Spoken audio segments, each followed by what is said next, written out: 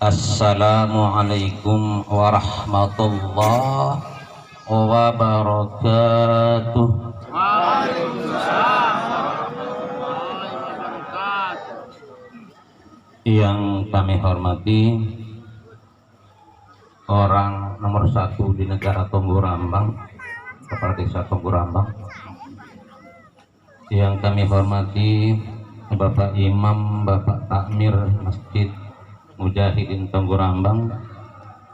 Tidak lupa yang kami hormati juga Bapak Imam Masjid Musola Nur Hidayah Tunggu-Rambang, bapak-bapak, tokoh agama, tokoh adat, ibu-ibu muslimah atau majelis taklim, anak-anakku,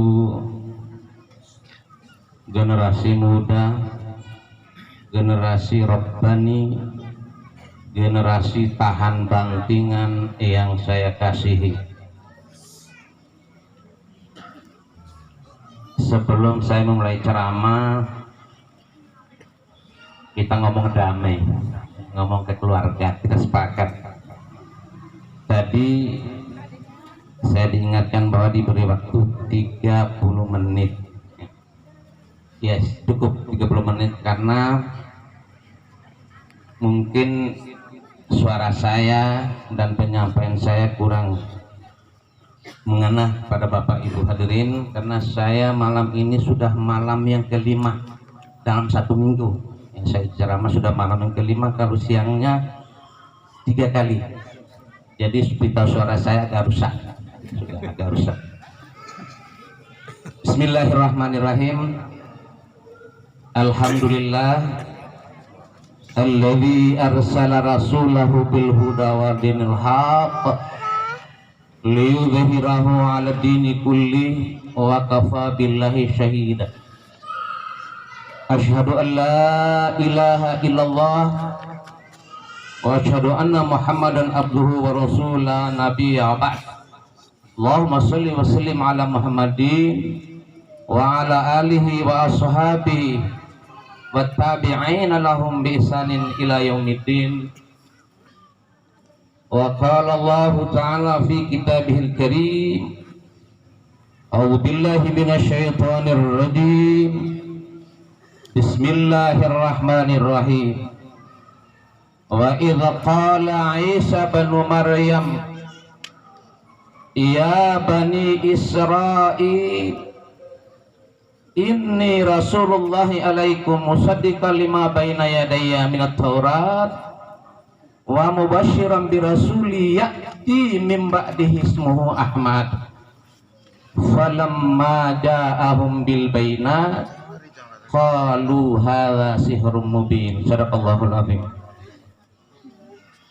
Ma'asyiral kaum muslimin, jamaah Masjid Tunggu-Rambang yang sama-sama kita mencari ridha Allah Subhanahu wa taala. Alhamdulillah, puja, puji dan syukur kita persembahkan untuk Allah Subhanahu wa taala, karena sesungguhnya Dialah Allah yang layak, Dialah Allah Subhanahu wa taala yang pantas. Dia Allah Subhanahu wa ta'ala yang patut dipuja dan puji, karena atas rahmat, taufik dan hidayahnya hingga pada malam ini kita dipertemukan oleh Allah Subhanahu wa ta'ala di samping halaman Masjid Mujahidin Tunggu-Rambang dalam suasana keakraban dan kekeluargaan. Tidak ada kurang satu apapun kecuali saya kurang duit. Hadirin yang dirahmati Allah Subhanahu wa taala, malam ini kita memperingati peristiwa kelahiran, peristiwa tampilnya Muhammad, munculnya Muhammad di bumi. Mudah-mudahan acara kita pada malam ini dibarakahi oleh Allah Subhanahu wa taala. Amin. Langkah perjuangan kita dipandang oleh Allah Subhanahu wa taala sebagai koleksi amal baik kita. Hadirin yang rahmati Allah Subhanahu wa taala, sebelum kami menyampaikan inti atau isi dari makna dari memperingati Maulid ini, karena begini Bapak Ibu, saya malam ini tidak ada materi yang spesial, karena tadi jam 4 saya baru dihubungi untuk menggantikan Ustaz Karim, mungkin dia ada halangan,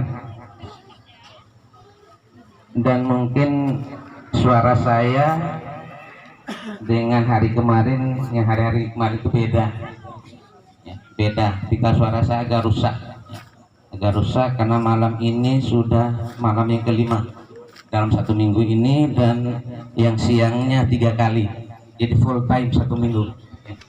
Jadi berita suara ini sudah kocak dalam. Hadirin yang rahmat Allah Subhanahu wa taala, sebelum kita menyampaikan hal inti, saya nyampaikan tentang biografi Rasulullah ya. Anak-anaknya harus tahu biografi Rasulullah, kehidupan Rasulullah, keluarganya, ibunya, kakeknya, kakek dari kakeknya ke atas, itu harus tahu ya.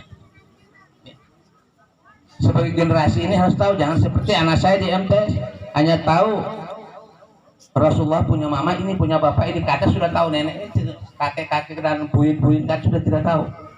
Kalau bintang film misalnya itu hafal semua tuh sampai titik komanya.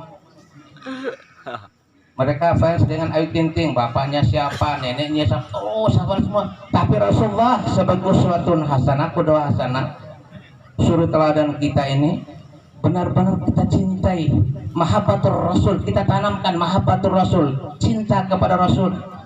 Kalau kita mau cinta kepada Rasul, harus kita kenal dulu nih sosok seorang Rasul.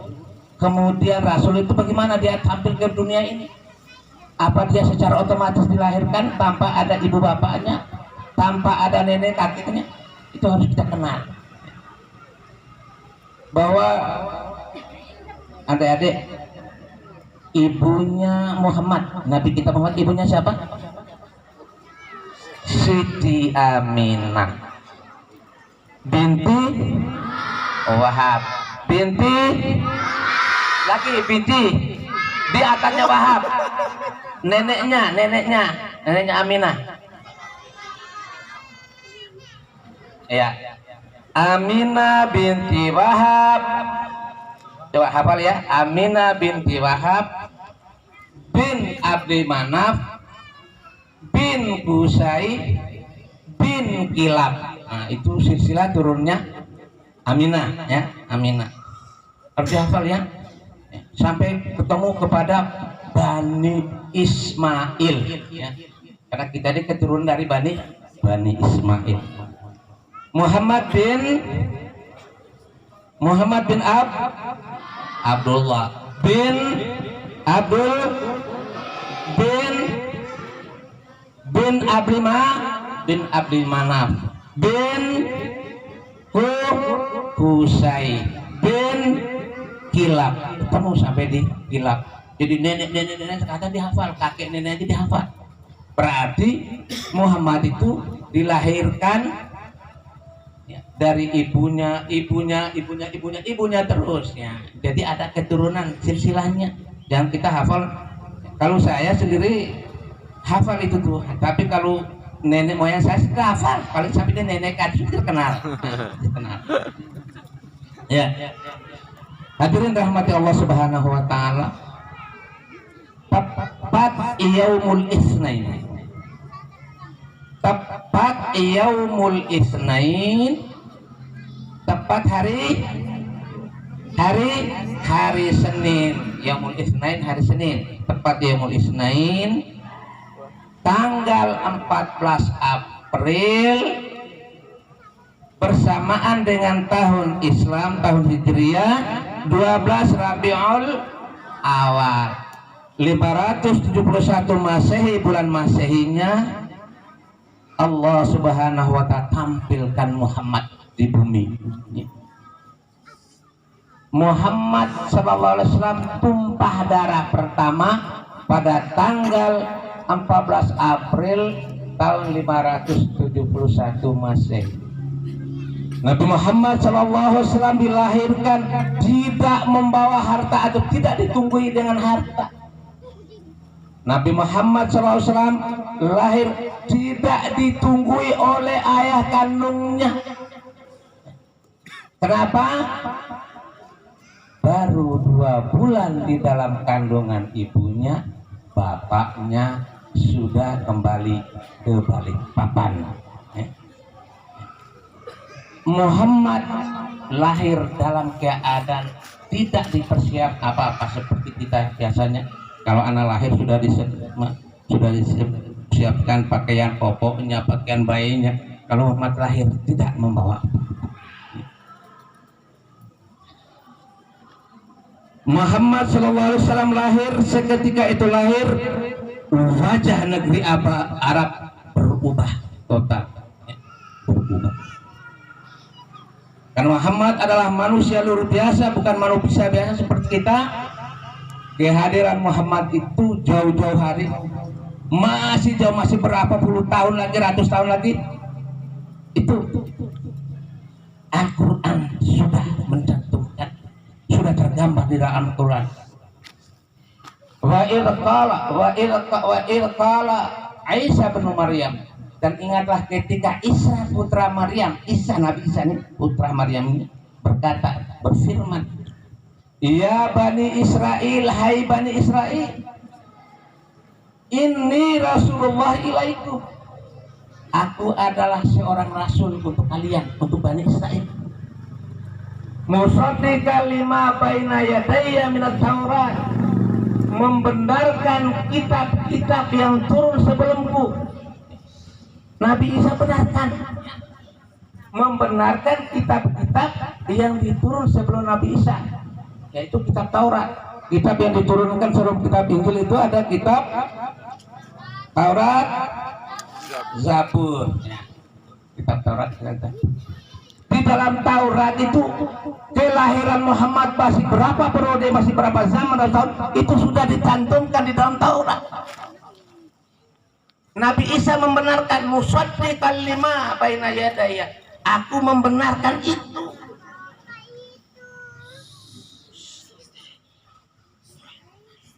Musaddiqan lima baina yadayya minat Taurat wa mubasysyiran birasul, dan Nabi Isa memberi informasi, memberi kabar gembira. Wa mubasysyiran birasuli ya'ti min ba'di ismu Ahmad, ya. Nabi Isa memberikan informasi akan datang seorang rasul sesudahku. Sesudah Nabi Isa itu akan datang seorang nabi, seorang rasul yang namanya ismu Ahmad, Muhammad. Bahasa Arabnya atau itu au, ya. Kayak anjing au. Kalau bahasa Arab au itu atau, itu atau. Yang datang setelah Nabi Isa yang namanya Ahmad. Falamma ja'ahum bil bayinat qalu hadza sihrun mubin. Ketika hadirnya Muhammad datang di hadapan mereka pada kaum Bani Israel, qalu hadza sihrun mubin. Bani Israel mengatakan, luar biasa, itu adalah sihir yang nyata bagi kita. Benar-benar.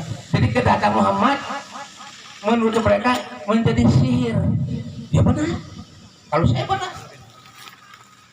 Karena Muhammad hadir di muka bumi ini langsung hipnotis, minal zulmati ilan nur, merubah corak, merubah wajah dunia yang kelam, merubah wajah dunia yang gelap gulita, minal zulmati ilan nur.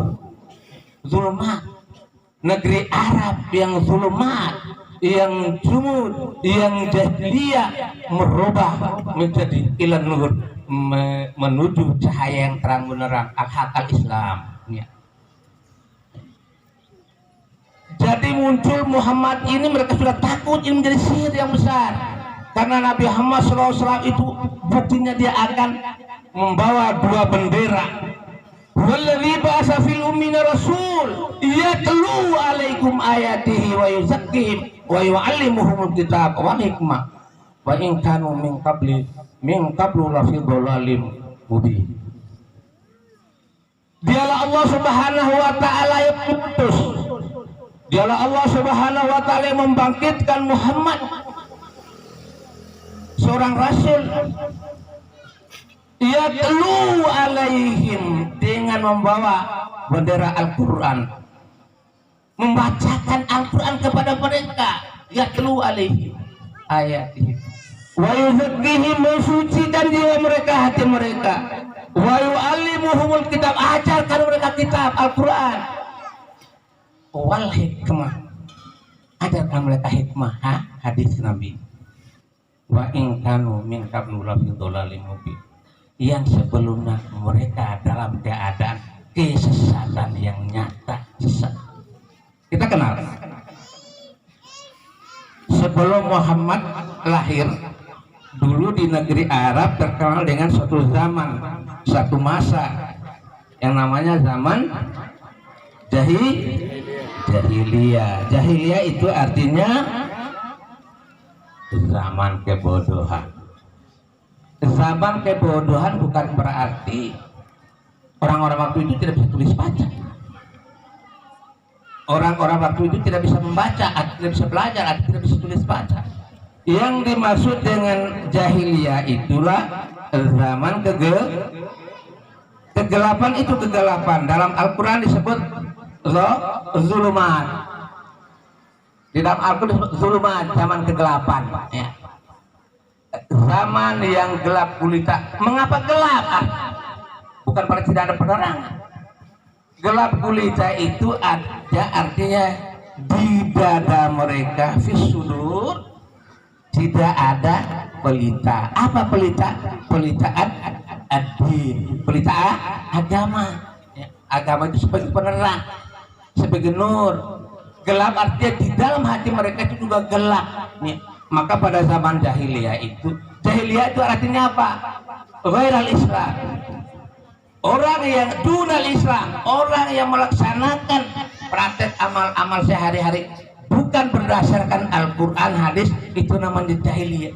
Sampai sekarang juga begitu, sampai sekarang banyak waktu, sekarang banyak orang jahiliyah. Jahiliyah sekarang lebih parah, lebih gawat daripada jahiliyah dulu.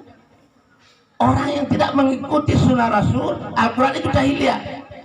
Semua yang tidak mengikuti perintah Allah Subhanahu wa taala itu jahiliyah. Pada zaman jahiliyah dulu, kehidupan tidak memperlakukan hukum Islam, artinya tidak memperlakukan Al-Quran hadis dalam praktek kehidupan sehari-hari. Ya, jadi dalam kehidupan sehari-hari mereka masih memakai hukum suku, kabilah. Ada yang kabilah yang lebih, anggap kabilah yang lebih tinggi. Ada wanita-wanita mereka anggap kedudukan mereka rendah. Wanita menjadi alat permainan sehari-hari. Ya, mereka pakai masih manis, kalau manisnya habis mereka buang. Ya, habis manis sepa dibuang. Berlaku hukum rimba. Ya, masih berlaku hukum rimba pada zaman jahiliyah itu. Ya, homo homini lupus. Masih pakai hukum rimba. Rimba itu apa? Rimba itu apa nak? Hutan besar itu rimba. Di dalam hutan rimba ada apa? Di dalam hutan rimba itu ada apa? Ada beraneka binatang-binatang yang buas. Nah, kehidupan mereka seperti dia pada waktu itu seperti hidup di rimba itu. Kan ada binatang-binatang besar. Binatang besar itu kan di sana kan tidak kenal itu. Yang menang, yang besar pasti dia menang, ya. Bermusuhan, ya. Siapa yang kuat, dia yang menang. Homo homini lupus. Yang kaya terus kaya, yang miskin tertindas, yang kuat di atas, yang lemah di bawah dan diinjak-injak. Nah, itu berlaku hukum rimba yang terjadi pada zaman jahiliyah. Maka kehadiran Muhammad itu untuk memberantas itu. Kehadiran Muhammad adalah pembela kebenaran al-haq, pendobrak kebajilan, dia dobrak semua yang batil-batil itu, yang mungkar-mungkar itu didobrak, dibuang, ya. Berlaku dinul haq, agama yang benar. Jadi hadirin, misi Rasulullah SAW yang ditampilkan di dunia ini itu dalam satu hadisnya disebutkan innama bu'istu liutammima makarimal akhlak. Sesungguhnya aku diutus untuk menyempurnakan akhlak. Tamama yutammimu, itimam, ya, menyempurnakan, memperbaiki, ya, memperbaiki akhlak. Kalau misi Rasulullah SAW itu hanya satu, untuk menyempurnakan akhlak, bagaimana dengan agama? Diprioritaskan akhlak saja, tidak dibilang tauhid, tidak dibilang ibadah-ibadah yang lain, tapi akhlak yang diutamakan oleh Rasulullah SAW. Kenapa? Yang dimaksud hadis ini, sebagian ulama atau mayoritas jumhur ulama berpendapat al-akhlak ad-din. Sesungguhnya aku diutus ke dunia ini untuk menyempurnakan akhlak. Maksudnya di dalam akhlak itu bernilai agama. Kalau menyempurnakan akhlak juga menyempurnakan ad-din, agama itu, ya. Kenapa? Orang akhlaknya jelek berarti berpengaruh terhadap imannya, berarti agamanya rusak, ya. Agamanya rusak. Makanya menyempurnakan akhlak sama dengan menyempurnakan agama. Apa artinya orang beragama? Dia agama Islam tapi curi, mabuk, judi, berarti agamanya tadi nakis itu apa, minus, agamanya sudah terkoyak, sudah terkikis, ya. Karena akhlaknya jelek, terkikis oleh akhlak. Makanya dalam satu hadis mengatakan adinul akhlak, agama itu akhlak. Ladina tidak beragama, ladina liman akhlak, tidak beragama orang yang tidak beretika, tidak berakhlakul karimah atau akhlak yang agung.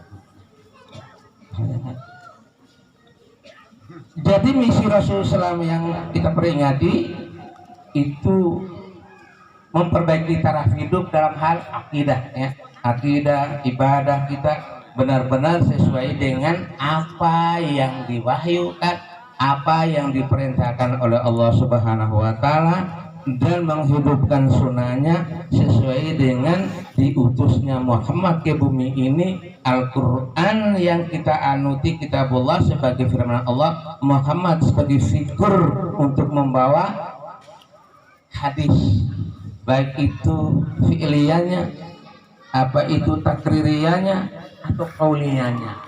Semua ibadah yang kita kerjakan berdasarkan dua sumber itu, kitab Allah wa sunnah Rasul.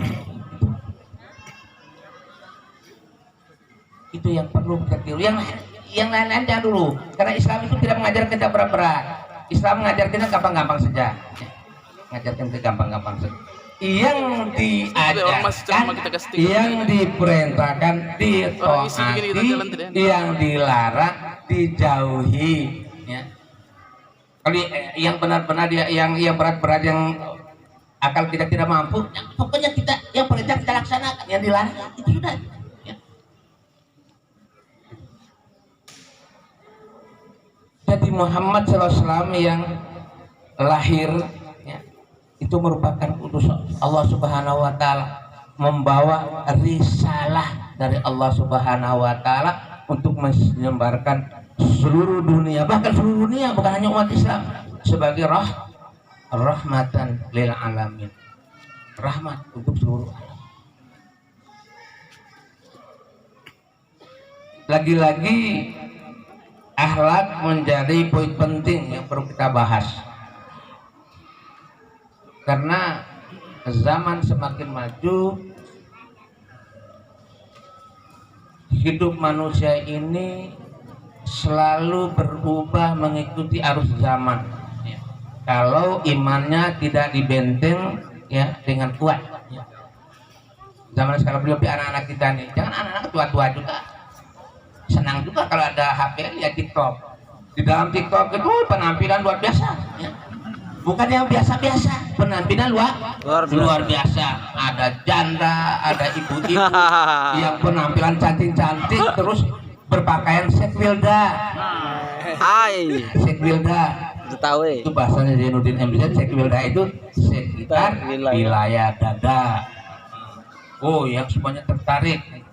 Ada lagi janda-janda kembang, penampilannya berpadi. Ya. Buka sedikit paha agak tinggi. Ini nih. Yang jelek-jelek itu senang. Pokoknya dunia ini kan kalau yang benar-benar yang agak benar jalan kebenaran itu agak susah. Tapi kok yang senang-senang, yang tertarik, senang. Bila yang tua-tua, termasuk yang ngomong hanya sekali saja, hanya salah pencet lihat itu, oh salah itu keliru. Tapi saya lihat tapi itu mata, bukan saya lihat mata dan tidak buka. Kalaupun Ustaz lihat, mata sudah kabur, dia tidak bisa lihat. Ya, sudah kabur, dia tidak lihat jelas. Ya. Yang heran sekarang, bapak-bapak sekarang itu kalau baca Quran tidak lihat, matanya kabur. Kalau melihat perempuan cantik pasti terang. Kalau melihat dunia duit terang. Oh, warna merah, warna besar, jelas. Tapi kalau lihat Al-Quran kabur, tidak bisa baca karena kabur. Lupa bawa kacanya kabur.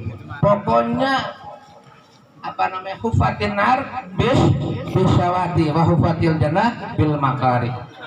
Jadi yang baik-baik itu ada tantangannya, banyak tantangan. Kalau mengajak kepada kebenaran kebaikan itu tantangan banyak. Tapi kalau mengajak ke dalam hal-hal kemungkaran itu tidak ada tantangan. Padahal iblis yang tunjukkan di depan, ayo. Misalnya di sini ada pasar malam, ada karaoke, semua orang tidak ada tantangan. Yang rasa ngantuk tidak ada, yang malas tidak ada, semua lari ke lapangan. Lihat panggung gembira atau pasar malam, di sana ada cewek-cewek yang lenggak-lenggok. Ya. Tapi kalau ada pengajian, di sana ada yasin, ada pengajian. Saya pusing. Kalau dengan pengajian pusing. Perut saya kembung, muntah-muntah, mual-mual. Ketika itu ada pengajian, ada yasinan, katanya perutnya sudah mual-mual. Saya tidak, perut saya mual. Ada saya tantangan untuk kebaikan, tantangan banyak. Ayo kita ada majelis taklim, ada ustaz datang. Pergi Pak, aku ketika itu mungkin kata nilai pada tadi saja. Ya. Jadi jalan untuk menuju surga itu banyak sekali kendalanya, tantangan. Wahu fatinar bisyawati. Kalau di jalan untuk memperoleh pahala, kebaikan, barokah, jannah itu banyak tantangannya. Banyak tantangan. Kalau ada mencuri, mau. Kalau mencuri kan jalan fujur, jalan menuju ke neraka. Fujur kalau kamu lalui, kamu akan jatuh tersungkur. Karena jalan itu adalah jalan iblis. Sabilul iblis, jalan iblis. Kalau jalan ke surga itu sudah macam tantangan. Padahal kalau kita menuju jalan takwa, kita akan selamat. Jadi kita hidup dunia ini yang kita kejar itu hanya dua jalan itu. Wahadainahun najdain. Setelah aku tunjukkan kepadamu dua jalan, di dalam surah yang lain disebutkan falhamaha fujuraha wa taqwaha. Telah aku ilhamkan kepadamu dua jalan, yaitu jalan fujur dan jalan takwa. Jalan fujur kamu jatuh tersungkur, jalan takwa kamu akan selamat, surga Allah menanti kalian. Jadi hadirin, tadi diminta hanya segitu 30 menit. Jadi intinya bahwa dalam kita memperingati Maulid Nabi ini agar kita merenungi kembali, mengingat-ingat kembali tentang perjuangan Rasul Shallallahu Alaihi Wasallam, misinya ke dunia ini untuk apa, yang membawa risalah Allah yang sampai sekarang ini, sampai di kita pada malam ini kita tetap ya konsisten beriman dan tetap merasakan manisnya iman dan nikmatnya Islam. Itu berkat perjuangan Rasulullah SAW ya, itu intinya. Oleh karena itu hadirin, kita memperingati dalam rangka kita mengenal gambaran kehidupan Rasulullah, sosok beliau, apa sepak terjang beliau, apa misi yang diutus oleh Allah kepada beliau, sehingga kita hidup di dunia ini, kita beramal, bekerja, berusaha, berpijak pada tuntunan ya, yaitu kitab Allah dan Rasul atau sunnah-sunnah Nabi. Insya Allah kita akan selamat, karena ketika kurang lebih 9 hari Nabi meninggal, Nabi berpesan, taraktu fikum amraini ma in tamassaktum lan tadilu abada, kitab Allah wa sunnatur Rasul atau sunnah Nabi. Telah kutinggalkan kepada kalian wahai para pengikutku dua pusaka itu yang kalau kamu pegang kepada dua pusaka itu kamu akan selamat. Tapi kalian tinggal dua pusaka itu, tidak berpegang erat-erat kepada dua pusaka itu, kamu akan sesat selama-lamanya. Saya kira itu hikmah sedikit yang dapat kami sampaikan agar kita selalu, kalau kita mau mencintai Rasulullah itu kita selalu memberikan sholawat kepada Rasulullah ya, akan meningkat ya jid imanan, jid mahabbatur Rasul. Kita cinta kepada Rasul, kita senang-senang sering-sering menyebut sholawat Nabi ya, supaya kita mendapat pertolongan oleh Nabi di yaumil akhir nanti, setelah tidak ada pertolongan yang lain kecuali pertolongan dari baginda Nabi Muhammad SAW. Saya kira itu Bapak Ibu, terima kasih atas segala perhatiannya, mohon maaf atas segala kesalahannya. Billahi taufiq wal hidayah wa ridha wal inayah. Wassalamualaikum warahmatullahi wabarakatuh.